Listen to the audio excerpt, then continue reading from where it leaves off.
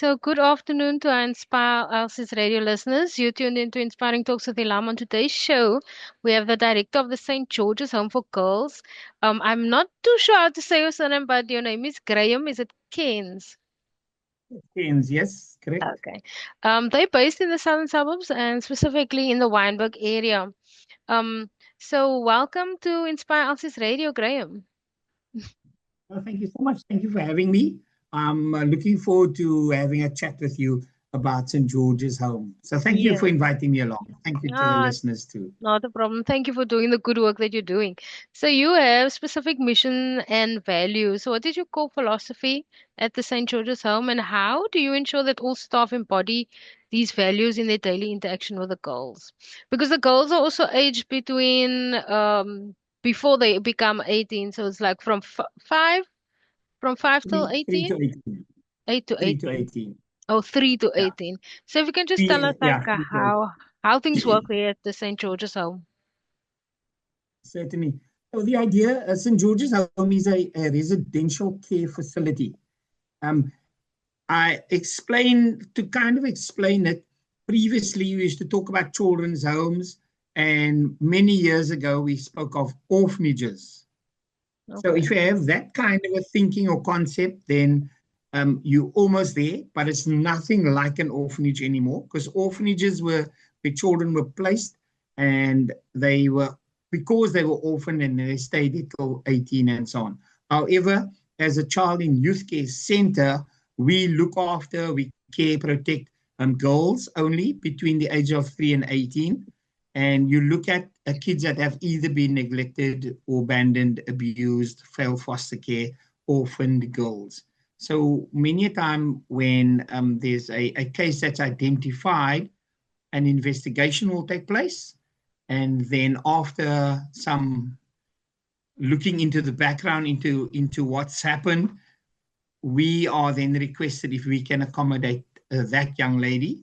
And then she is then placed in our care through and via the children's court, where the magistrate or the presiding officer will issue a court order placing them legally in our care. So Mm-hmm. we then become the legal guardians of that child.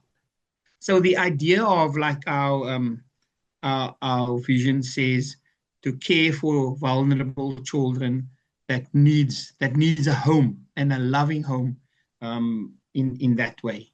So Mm. this is home when they are placed here. Okay, so they come to you through the court, right? That's correct, yes. Yeah. And how many girls can you accommodate at like one time?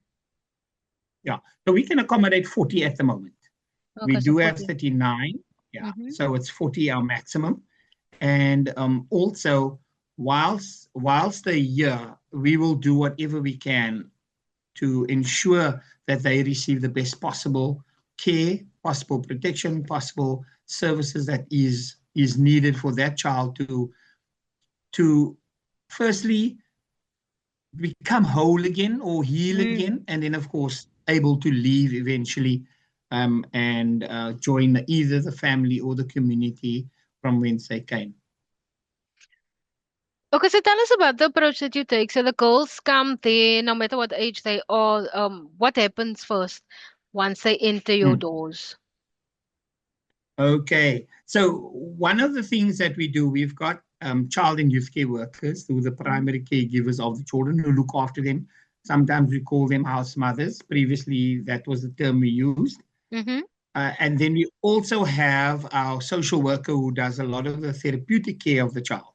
So you're talking about the, the interviews, the therapy, the individual therapy, the group therapy. Sometimes the children do need a lot more than just a housing or just clothing or just food, but they need intensive therapy, and they need someone that they are able to talk to and also just to guide them along the way. So when they arrive, one of the first things we do is to ensure that the child feels comfortable, feels safe.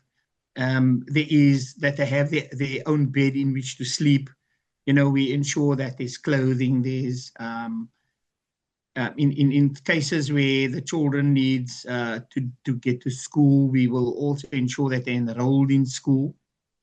But more than that, our social work also ensures that, we talk about a care plan. So the care plan gives an indication of what the child requires. Sometimes it also gives an indication of what the child's strengths and weaknesses are, so we can focus on that. It will also give an idea as to when we envisage that child to be reunified with their parents or other members of family. Because when we talk about the reunification, it doesn't necessarily mean to the parents only. It could be an aunt, uncle, or grandparent. So the idea of a care plan is to give us an idea as to what is required for this child to eventually leave the home. But while she's still here with us, what we are going to be doing while she's here. What is it, the services that she needs in order to be healed in this process. Okay, so can you tell us like one of the success stories that you've had? Because I mean, um, what happens afterwards? Do you have like stories like that? Oh yes, many stories, because we've had many kids over the years that have come in and through St. George's Home, that have left, kids that have even gone to university, got degrees. Oh, Sometimes wonderful. we kind of equate success stories with, okay, own home, own car, blah blah blah. Mm, Sometimes a success story is just basically that hurt that she experienced that's been healed. mm, Being able to navigate the normal day to day that you and I think it's just normal, basic. But for a child that's been abused, it's very difficult for them to trust people or to trust an adult again. So sometimes that process doesn't necessarily mean we put them on a success journey through a job or university and so on. It's just the mere fact that that child has come to a point where they're able to help themselves, to be able to stand on their own feet and be able to navigate through life again, and not give up and not go to alcohol or to drugs mm, and so on. So many a times young people come through our doors and they have been healed in a way where they have now tools in which to work with and be able to just get through life. Because if you look at some of the young girls that have been through our doors, you look at what has happened to them. Many of us as adults will never see so much trauma in our lives as these young children have seen in theirs. mm, So even just being able to finish school is a success story. And that's mm, one of the main focuses in our facility, is that we want to see each and every child firstly attend school regularly and to finish matric if they're going to be here at St. George's until then. But the best is we want to ensure that they get a good education and be able to then, with the education, be able to get a decent job so that they can become self-supporting mm. and not Self-sufficient. necessarily depend on a man to provide. Exactly. Graham, tell me, if I know of somebody that I feel is being neglected and abused, what is the first step for me to do so that they can reach a home like yours? Okay, awesome. Good question, that. Now, there are different organizations that people can approach. We call them child protection organizations, Mm-hmm. like child welfare, RCFFIA, Mm-hmm. Department of Social Development. Now, the Okay. Department of Social Development have many offices in most of the areas in the Western Cape. If they're not situated in a particular area, there would be one of the other organizations like Child Welfare or RCFFIA. And those are the organizations that someone can go and report a case to if they know there's neglect or abandonment or abuse happening, Or alternatively, you can report it to the police. The police then do have Okay. a a they must investigate the case. Mm, And then what then happens is a social worker would be then allocated to that particular case and child, and they will weigh up the situation and what's happening to the child. And then in most or many cases, and the sad reality is the child could then be removed from the situation that they find themselves in.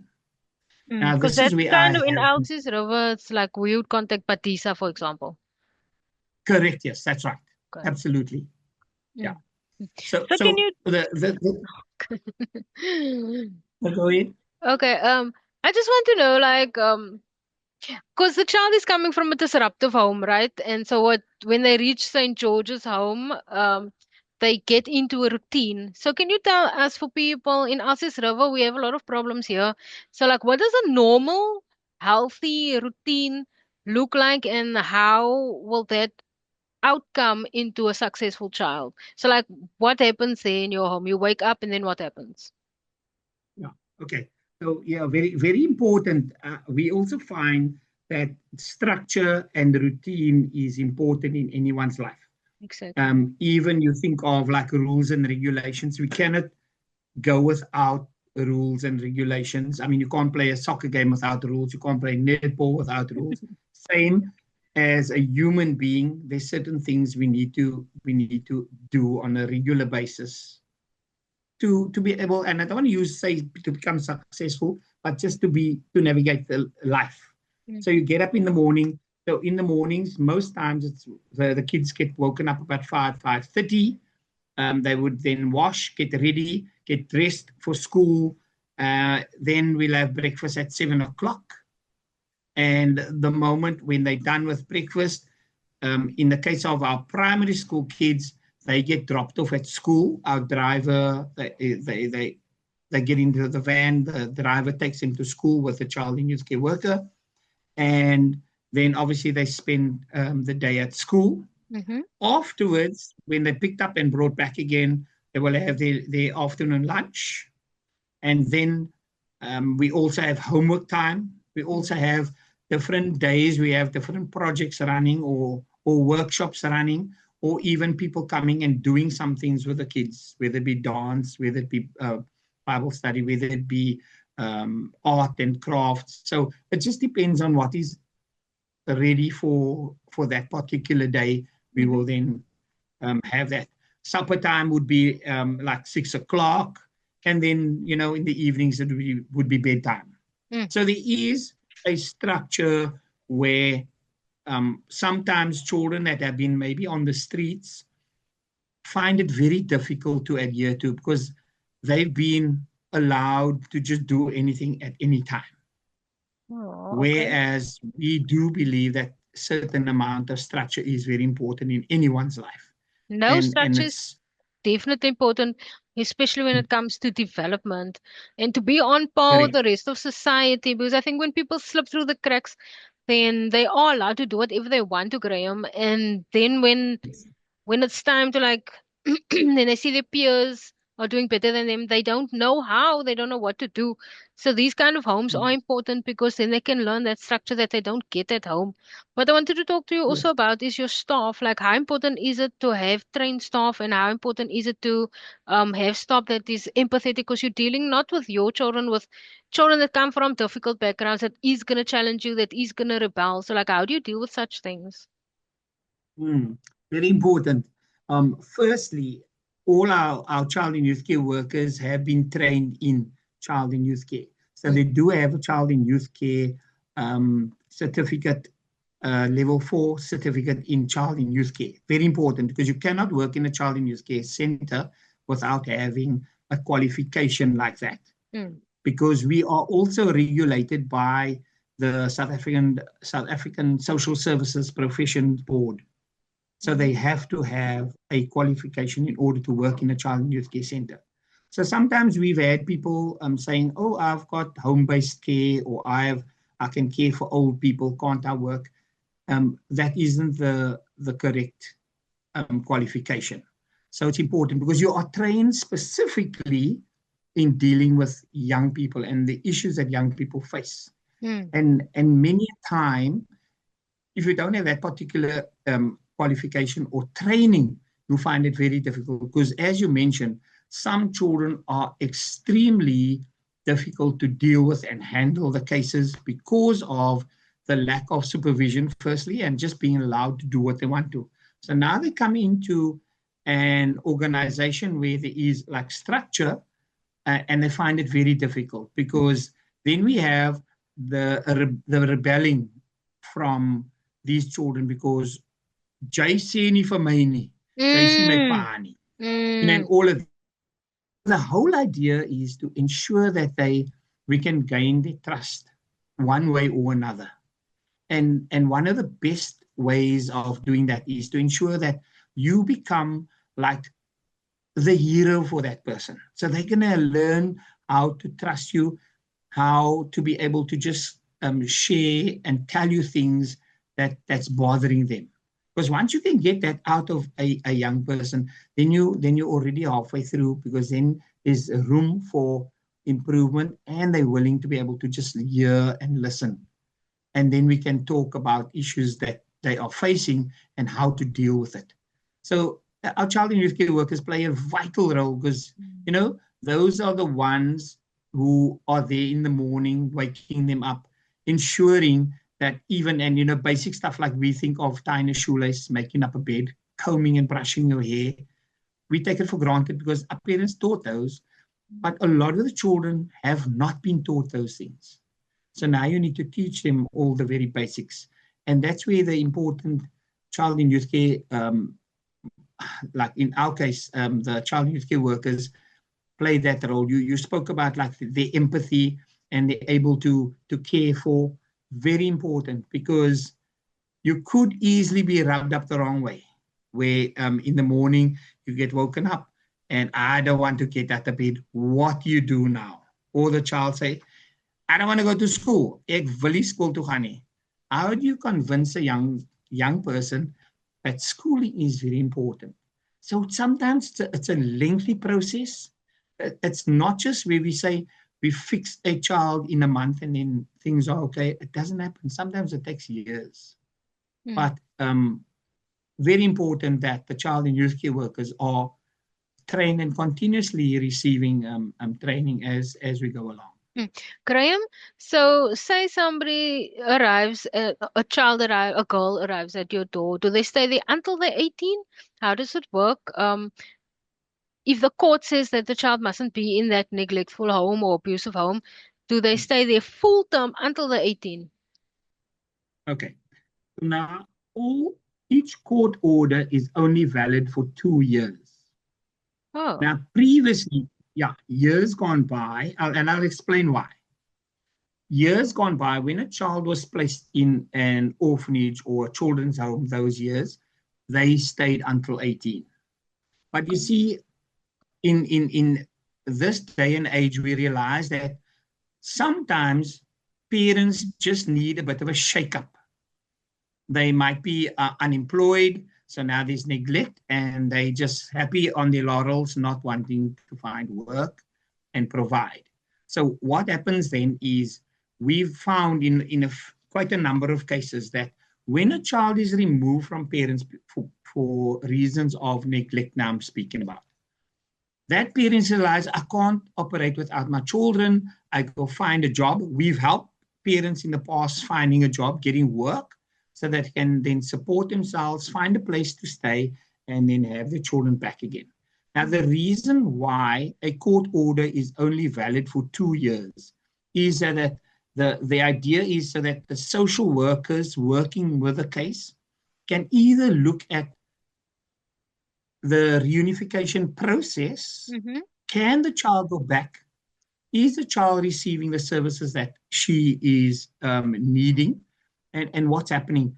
What has improved? Because many times the home life has improved for the child to go back, but now you have a court order that says they must stay there for 18, until 18. Oh, okay. And that's not fair on the child. Mm. So each case must be reviewed every 2 years. It goes back to court. The magistrate will say, let's look at this. what has happened in this child's life, Mm-hmm. and has the parents improve their situation, can the child be reunited with them? So that's the reason. But we do have cases where children stay up until 18. We even had cases of 18, 19, 20, 21. So Oh, it wow. depends on on the situation we Mm. find ourselves in with the child. So we have what we call a transition to independence program, where Okay. the post Interesting. 18 program, where kids can stay longer than that. It isn't a funded program, that, as I can say, because with the Department of Social Development, we get a subsidy from them. It's only a subsidy, not Mm-hmm. all the money. So we also need to raise our own funds in order to make ends meet, basically. So Yes. with the independent program, that one is like a self-funded program to ensure that kids are better prepared when it's time for them to leave. Mm. Okay, so you're based in Wynberg. Do you have like an active network within the community? And does it branch out of Wynberg, or is it just like cases within the Wynberg area? Oh no, we firstly we take kids from all over. Oh. Um, at the moment, we've got kids from the Delft, Elsies River area, Oh. from Manenberg, Parkwood. Just depends on where a case is identified. Mm-hmm. So the process is such that when a case is identified, the Department of Social Development, all applications go through the Department of Social Development. They call the hub. So all the files basically go there. They would then distribute to different child and youth care centers saying, do you have space for this particular child? So we look at the case and we say, are we the best fit for that child? Would we be in a position to help her, and not just a place where she's get put and forgotten about? So Mm. are we the best fit for the case? And then we will say, yes, fine. We will take that child in, and then they are then placed with us, of course, through the court again. Graham, so like I'm thinking abused children or abused girls, all behaviors learned behavior. So they come out of an abusive home, shouting, swearing, hitting, kicking, whatever the case may be.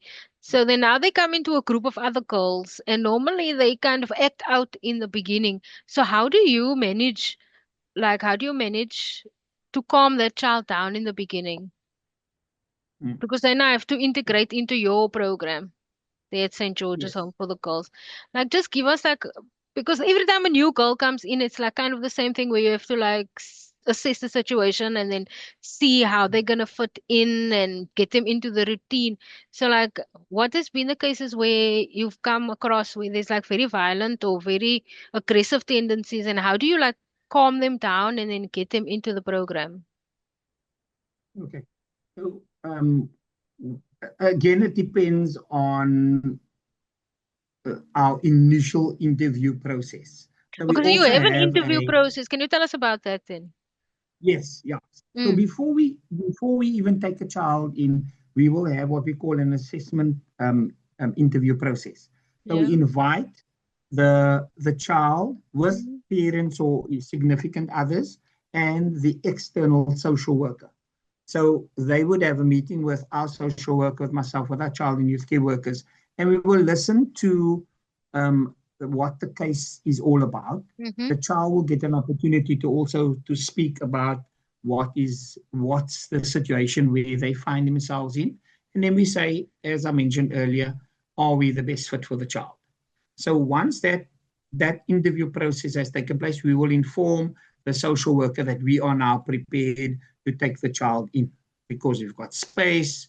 And also at that time, we will look at are we able to then find a school for her? Because remember, the children arrive during the course of the year. So it's never just from January to December that they come. So you apply for school and they start. So the schools that we do send the children to, we've got good relationships with the principals, Mm. and because if a child arrives sometime in June, July, they got to be integrated into a school somewhere. So that process normally also helps, where we speak to the schools, and they will accommodate the children. But now when it comes to like children that are extremely difficult, our child and youth care workers and our social worker play a vital role here, because many times is to try and ensure that the child understands that they're safe. Now, Mm. sometimes we talk about safe, we use it very loosely, but a safe child is someone who knows that somebody cares, somebody is showing me love, showing me that empathy, someone that's not going to harm me. Kids that come there, like I was actually just speaking to someone earlier on. I had a visit here from Denmark, and we were just talking about one particular child, a little one. I mean, she was 6 or 7, but the language, and every second, third word was a swear word. Oh. But that is the only language that she knew in order to survive from when she came. But if you look at her now and hear her story now, then you say, wow, you'd never say that that little girl was the same one that when she arrived here. Mm. So, we talk about peer pressure. It's also what's happening in the facility with other children and how they encourage one another. Mm. Sometimes it's not always just an easy encouraging, but they see the behaviors, and many a time as you know, girls shouldn't be speaking like that. Mm. It's a simple thing. You say girls shouldn't be speaking like that, and then they start learning. Okay, that's not really how I should be speaking, Mm. and you'll find that they do start changing behaviors, start changing language, start changing their outlook on life. Because now I realize I don't have to scuttle for food. I don't Mm. have to watch my back because somebody's going to steal this or somebody's going to do that to me. And that because that safety aspect, they are being looked after, being cared, they are safe whilst they're here. And it does change a lot in their thinking and the outlook of outlook on life. Yeah, young Elsie's Rover Graeme is like that. Like every Mm. second word is a swear word. Every like Yes. it's like survival mode here. In Mm. some pockets of Elsie's Rover, it is very, very bad. And like there are some children here that are neglected on a daily basis. And it's so sad to see Mm. because you try and help, like you try your best to help, but it's about the environment. Like if you Yes. even if you're giving charity and you're giving food every week, it's the environment doesn't change. So like you Yeah. need to change the environment, you need to change the adults that they're surrounded by, you need to change the way you speak to each other. Like how do you recommend change within the community so that we can kind of prevent abuse in our areas? Mm. That's a very complex question. Mm. Absolutely, because if you look at where we as South Africa find ourselves with the huge unemployment, the housing issues, gangsterism, violence, abuse against women and children. It's big. It's not just a something that we can say we can sort out quickly and do. And there's so many communities like that where we're having all these major issues. And if you look at welfare is not sorting out the issue or can't sort out the issue, because people can get a grant here and a grant there, but does it really put enough food on the table? Mm. Does it even help with like older people, especially? It's not a lot of money to survive for a month. However, then you get people, and here I'm stretching my neck out, that steal that money, man. That should be going to people where it's helping, and you get the folk that are skimming the monies of SASA and so on. Whereas it could have been used to better prepare people, better feed people, better housing, and so on. So, that's another conversation. Makes sense. However, for the communities to be changed, that's a lot of it is about the change of heart, Oh, yeah. where you can't just say, even, yeah, we can change the community, change. But if you're not changed here, then Mm. never mind what your surrounding is, you're still going to behave in a particular way. And and that will take, I mean, it really will take a very long time. It will take decades to get communities to change, but it's going to take also a lot of effort from individuals, organizations, charity organizations that support the communities. Mm. Um, and we must almost move away from the gimme, gimme, gimme kind of thinking. Whereas, what can I give to change my circumstances? Mm. Because Yes, I I think a lot definitely of think it's our, an, sorry, Graham. I think it's an mm, individual change, but it is also a collective change. As much as you yes, like, it is like how your heart sees things, how you perceive things, and how what you do with that information. And we need to start focusing on the people that need it the most. And I totally agree with you with the skimming off of money, because I mean, how can somebody be going hungry? And like, for example, the old MPs, I think 2 billion rand that they kind of stole from that yes, hospital. So it's like unfathomable that they can sleep at night that's knowing true. that And you stole so much money, and like your people, my people, our people are going to sleep hungry, and you want people to live in shacks, and you living, I mean, just, yeah. But yeah, thank you so much for your time, Graham. absolutely. We're coming to the end of the show.